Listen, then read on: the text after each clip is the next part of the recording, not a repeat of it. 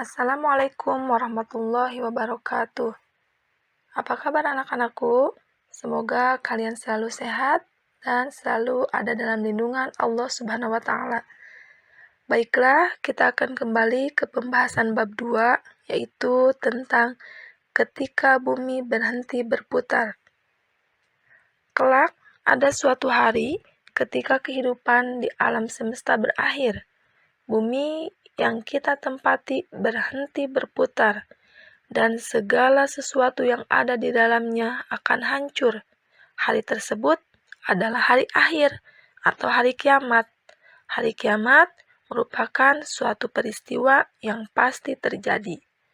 Karena hari kiamat merupakan salah satu rukun iman yang kelima, yang wajib diyakini oleh umat muslim. Allah berfirman dalam beberapa ayat Al-Quran, di antaranya, apabila telah terjadi hari kiamat, tidak seorang pun dapat berdusta tentang kejadiannya. Kejadian itu merendahkan suatu golongan dan meninggikan golongan lain. Apabila bumi digoncangkan sedahsyat-dahsyatnya dan gunung-gunung dihancur luluhkan seluluh-luluhnya, maka jadilah ia debu yang beterbangan, dan kamu menjadi 3 golongan, yaitu golongan kanan, alangkah mulianya golongan kanan itu, dan golongan kiri, alangkah sengsaranya golongan kiri itu. Dan orang-orang yang beriman paling dahulu, mereka itulah yang didekatkan kepada Allah, berada dalam jannah kenikmatan. Quran Surat Al-Waqiah ayat 1-12. Hari kiamat itu ada 2. Satu, kiamat sugro atau kiamat kecil, yaitu peristiwa hancurnya alam atau makhluk di lingkungan kita. Contohnya, kematian dan terjadinya bencana alam seperti gempa bumi, gunung meletus, tsunami, atau banjir. Kedua, kiamat kubro, yaitu hancurnya alam semesta dengan segala isinya. Contohnya, seperti bumi dan planet yang saling bertabrakan, berguncang dahsyat, makhluk di muka bumi ini semua mati. Setelah melalui hari akhir, manusia akan melewati banyak peristiwa. Di antaranya, setelah mati, manusia akan dibangkitkan kembali dari alam kubur menuju padang mahsyar. Hari ini adalah Yaumul Ba'ats atau hari kebangkitan. Hari ini akan ditandai dengan ditiupnya sangkakala kedua yang akan ditiup oleh malaikat Israfil. Kedua, yaitu Yaumul Hasyr, di mana hari dikumpulkannya seluruh umat manusia di padang mahsyar. Di hari ini, keadaan manusia berbeda-beda sesuai dengan amal perbuatannya di dunia. Di hari ini pula, manusia akan menerima buku catatan amalnya selama hidup di dunia. Dan amalan baik atau amalan buruk itu akan dihitung. Di sini disebut Yaumul Hisab atau hari perhitungan. Seluruh anggota tubuh kita akan menjadi saksi atas apa yang dilakukan di dunia.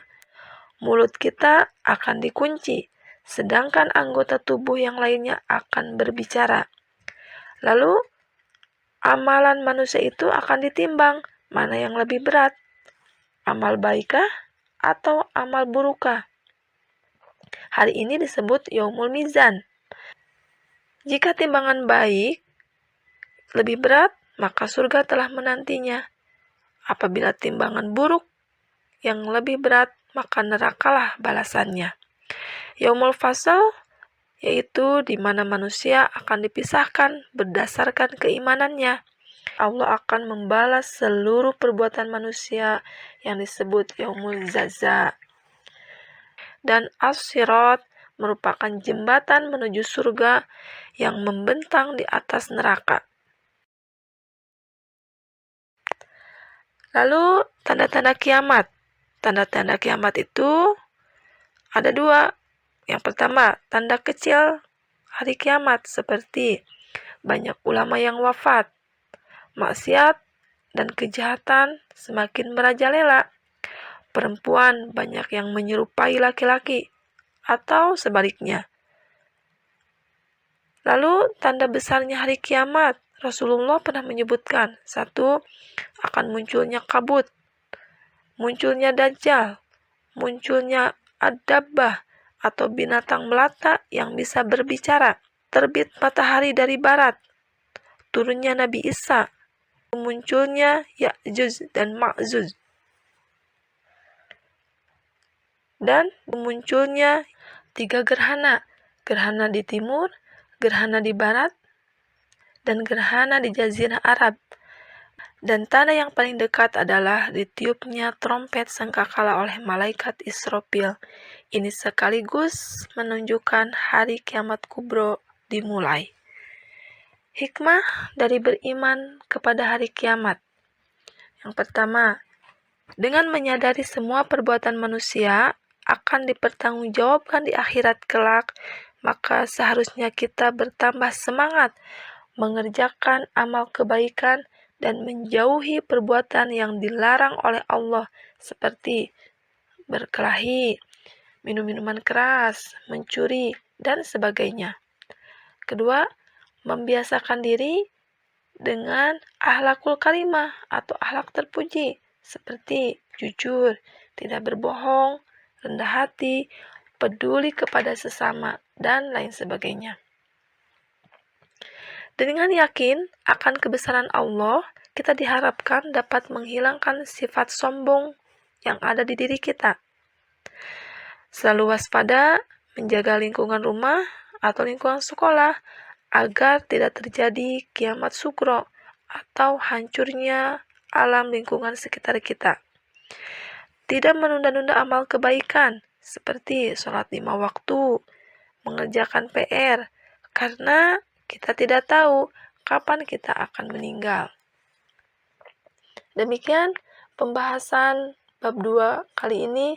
Semoga kalian dapat memahaminya. Wassalamualaikum warahmatullahi wabarakatuh.